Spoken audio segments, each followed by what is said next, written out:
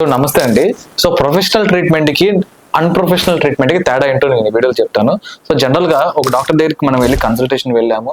వాళ్ళ ప్రాబ్లమ్ చెప్పిన తర్వాత ఏ ట్రీట్మెంట్ చేయాలి వాళ్ళు డాక్టర్ సజెస్ట్ చేస్తారు.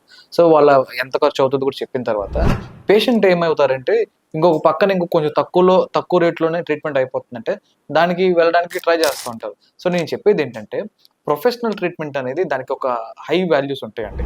అంటే ఒక డాక్టర్ అవ్వాలి అంటే లేదంటే ఒక ఫిజియోథెరపిస్ట్ అవ్వాలి అంటే కొన్ని సంవత్సరాలు చదువుకోవాలి. సంవత్సరాలు చదువుకున్న తర్వాత దానికి ఎగ్జామ్స్ రాయాలి. ఎగ్జామ్స్ అయిపోయిన తర్వాత ప్రాక్టికల్ నాలెడ్జ్ అంటే ప్రాక్టికల్‌గా గూడా వాళ్ళు నేర్చుకుంటారు. అదయిన తర్వాత ట్రైనింగ్ ఫేజ్ అనేది ఉంటదండి కొన్ని మంత్స్. ఆ మంత్స్‌లో గూడా ట్రైనింగ్ ఫేజ్ నేర్చుకున్న తర్వాతే పేషెంట్ మీద ట్రీట్మెంట్ జేయడానికి వెళ్తాం. కానీ అన్‌ప్రొఫెషనల్‌గా చేసే ట్రీట్మెంట్స్‌లో వాళ్ళకి ఒక ప్రాపర్ సర్టిఫికేషన్ ఉండదు. ప్రాపర్ నాలెడ్జ్ ఉండదు. బేసిక్ అనాటమీ, ఫిజియాలజీ అసలు ఏంటి బాడీ అంటే ఏ కండరాలు ఎక్కడుంటాయి, డిస్క్‌లు ఎక్కడుంటాయి, నరాలు ఏముంటాయి, ఎముకలేంటో కూడా బేసిక్ నాలెడ్జ్ అనేది కూడా ఉండకుండా ట్రీట్మెంట్ పలానా డాక్టర్ చేసే వీడియోస్‌లోనో అలా చూసి ఫ్యాన్సీ ట్రీట్మెంట్స్ అంట. అవి చేసేస్తారు. సో పేషెంట్‌కేందంటే కొంచెం పెయిన్ తగ్గిద్దండి. తగ్గదని నేను ఎక్కడ చెప్పట్లేదు. మేము చేసినా తగ్గిద్ది, వాళ్ళు చేసినా తగ్గిద్ది. కానీ అది తర్వాత ఇబ్బంది పెట్టే అవకాశం ఉంటది. సో ఇది దృష్టిలో పెట్టుకోండి.